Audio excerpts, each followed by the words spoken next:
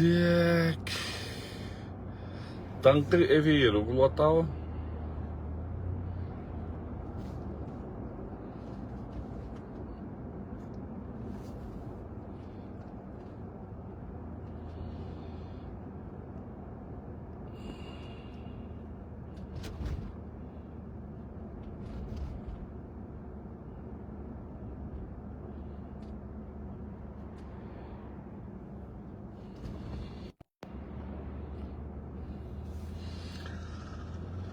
Альберт Атмединов. Альберт Атмединов. Салам алейкум, Альберт Атмединов.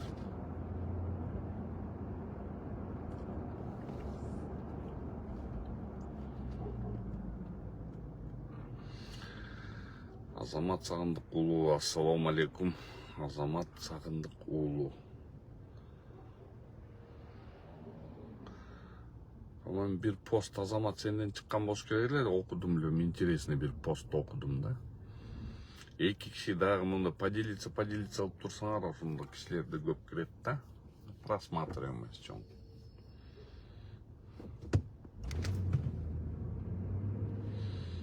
Үч киши. Алейкум ассалам, Альберт Атмединов. Кандайсыңар жигиттер, жакшыбы?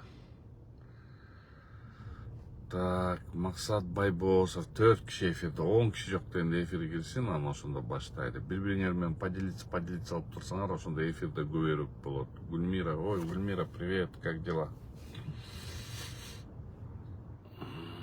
Так, 7 киши эфирде. Максат Байбосов, салам алейкум. Ва алейкум ассалам. Шумкарбек Алимбаев, салам алейкум. Так, дагы ким кирет болду экен? 7 поделиться кылсаңыздар, ошондо көбүрөөк эфирге кирет да.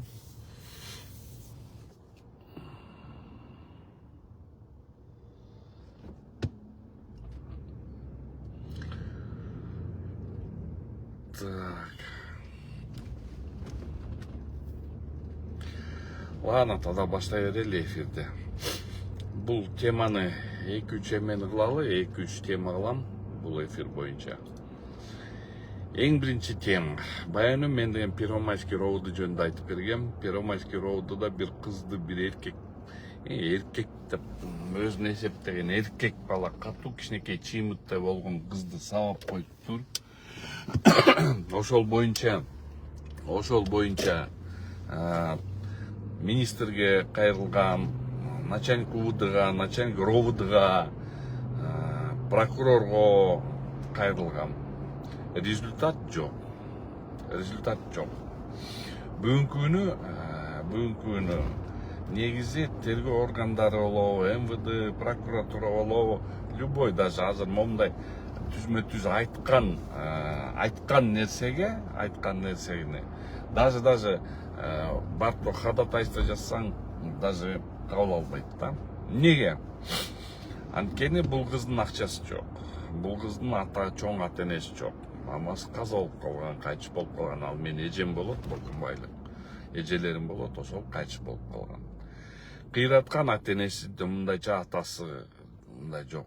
Өзүлөр эптеп жанын багып аткан кызды ошол жерден кафеден сабап салган, бийликте олтурган мен деген балдардын бирөөсү экен.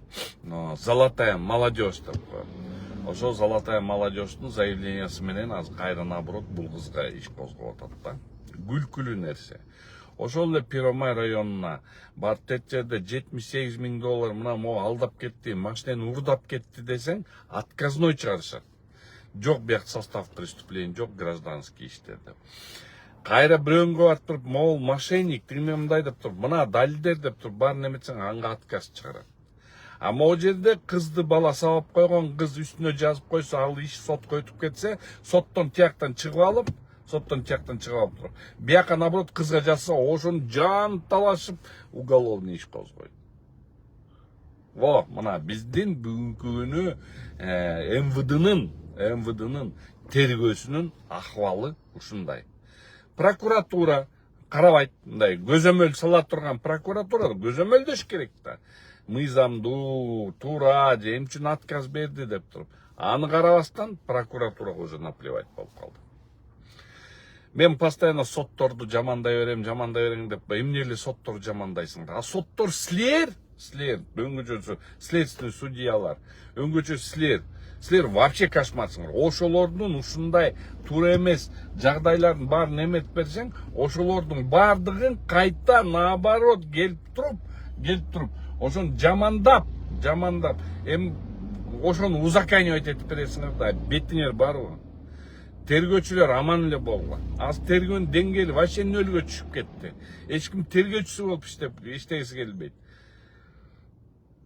Ишилса, МВД, улан иним, вот реально эле айтып атам сага, улан иним, мен сага реально айтып атам. Мына сен министрсиң. Вот колуңан келбей атат, көрүнүп атат го, колуңан келбей атат ушу министр болгон. Эми ашып баратса тигини камайсың, муну камайсың, керек болсо мен деле камап коюшуң мүмкүн. Сен мындай заказной камаганга сен МВДң маш болду. Если колуңан келбей атса, өзүң эле добровольно эле отставка эле кетип калбайсың. Не кыласың атты? Элди да кыйнап. Мына карачы, тергөөңдүн балесин. Тергөөлөрүң конченый ал уже. Бүттү уже, конченый тергөөлөрүң. Эчтеке кыла албайт. Эптеп эле муну акчаны табышты. Мына результат ошо мындайда, мына 1 жылдын ичинде 38 сотрудникти взятка менен кармашты. 38 сотрудник МВДны взятка менен кармашты. Ошолорго наоборот болушуп койсоң болот беле. Аны да карабайсың. Эми мен таң калам да, мына колуңардан келбеген адамдар болсоңор, эмне эле бийликтин эмесине креслосуна жабышып алып эле, монтуп алып эле карманып олтурасыңар. Кичине мына Кыргызстан үчүн иштеп койсоңор болот. Показуха кыласыңар, тигини жасап атасыңар, жасаган жериңер жок. Мына сотторду айтып атып ушу тилиң тешилип бүттү. Тети 1-май район сот, кайсы бетиң менен ошол жакта жүрөсүң? Төрагасы. Бүт структуралар эми мейли дейсиң. Мына экинчи темага өтүп атам. Эми мейли дейсиң. Биякта МВД, ГКМБ деп айтсаң бир жөн да. Анан кийин Ак үйдү карагалачы. Ак үй силер интриганын бир рассадниги болуп калдыңар да. Ак үйдө могу тети жан жокөрлөр. Ой, интригандын, настоящий интригандар силер болдуңар го. Жамандамай, бири-бирин көрө албай, мында бири-бирин эле мынтип эле чукумай, интригалардын үстүнө интрига кылып туруп. Силер деген по большому счету, мындайча айтканда, именно бийликке минус алып келе турган именно силерсиңер да, силерсиңер. Анан силер ушуну баарын жасап атып, мына интрига батырлыйдыңар. Элдин баарын жамандап, жасабаган нерселер жасады деп туруп, каматчысын ошонго каматып, эмнеге жасайсыңар аны? Анткенден силер өзүңөрдүн креслоңарды бирөө тартып алабы деп туруп бүтөсүң. Колуңардан келбейби? Ошо Ак үйдөгүлөр. Момундай интригаларда нарыраак болуп туруп мындай жашагылачы мындай. Адам катары. Анда да жашабайсыңар. Силер деген ошол кресло үчүн өлүп бересиңер, жаныңарды бересиңер, каматып саласыңар. Каматканыңарды, могу каматкандарыңарды, ошо средний сословие Белого дома, жамандап каматканыңар. Ал камакта олтурган кишилер чыгат. Бирөө болбосо, экинчиси болбосо, үчүнчү болбосо, бир убакыт келгенде өзүңөрдү бычактап жайлап кетсе эмне кыласыңар? Аны ойлойсуңар, ойлобойсуңар аны. Эптеп эле элдин баарын эле каматып эле, жамандап эле. Мен дагы бир жолу айтып кетейин, тетиги Ак үйдөгү олтурган тупойлорго. Тупой тети, мен президентти тигилерди айтып аткан жерим жок, ата еще мен дагы мына силерди айтып атат деп айтып чыгат деңер. Мен тети средний сословие жан жокөрлөргө айтып атам да, тет жерде жүргөн интригандарга айтып атам да, Ак үйдөгү интригандарга. Тупойлор, мен силерге дагы бир айтып коеюн. Мен эч качан позицияга да оппозицияга кирген эмесмин. Мен өзүмдүн критический мнениям бар. Мен просто айтчысын айтамын. Мен эч качан бийликти алып салгыла, тигип салгыла деп эч качан айтпаймын. Мен анда оюм да жок, андай амбициям да жок. Дагы силерге тупойлорго айтып берейин. Дагы айтайын, дагы тупойлор, тупойлор. Мен силерге айта алам.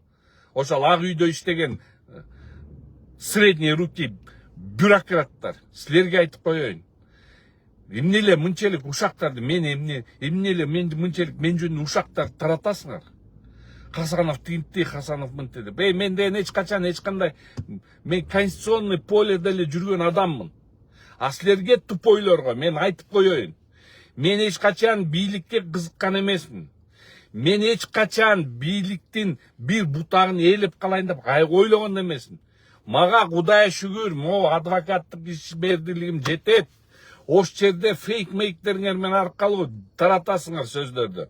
Мына бул деген бийликке жетпей калып, бийликти көтүңөргө тыгып алгыла. Мына силерге айтарым ошо.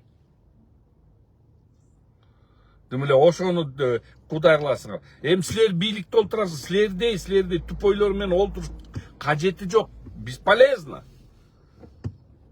Анткени инде ошентип атып силер ушинтип интригаларды кылып туруп, ажоо менен мына Камчак Кыдыршайышты жаман бокко малып атасыңар. Анткени силер тупойсуңар. Меңер иштебейт. Ушундай интригалар менен ажоону да подставлять этип атасыңар. Президентти да подставлять этип атасыңар. Ошол интригандардын башында тети 3-чү дагы мыйтыган бир мыйтык олтурат беле. Бет деген бет эмейле батек болуп калды силердики. Кайсы жерде болсун? Мага чалып алып, сен эмне тияк менен, бияк менен сүйлөшүп атасың, бияк менен сүйлөшүп атасың. Ооба сүйлөшө берем. Мен элдин баары менен сүйлөшөм. Мен элдин баарын тынччылыкка чакырам.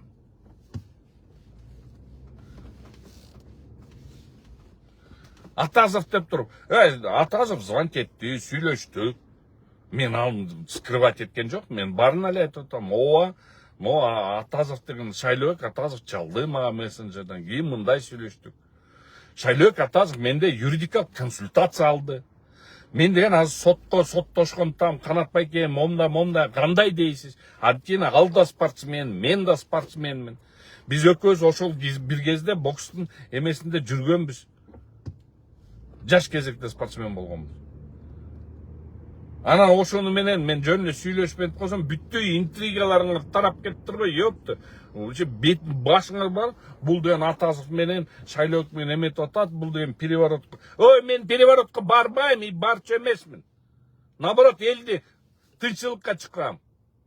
Азыркы момдай дүйнөдөгү чоң геосаясатты токтотуш керек да момдай нерсени. Беттен бет эмейле батек болуп калды. Анткени силер тупойсуңар. Анан туруп алып туруп еще акылдуу сөздөр жазып коесуңар. Силер деген тигинге жете албай калып, ушинтип сүйлөйсүңөр. Ошол жетчү жериңерге силер жетип алгыла. Потому что ошо жетчү жериңерден силер кирчү жерге киресиңер да.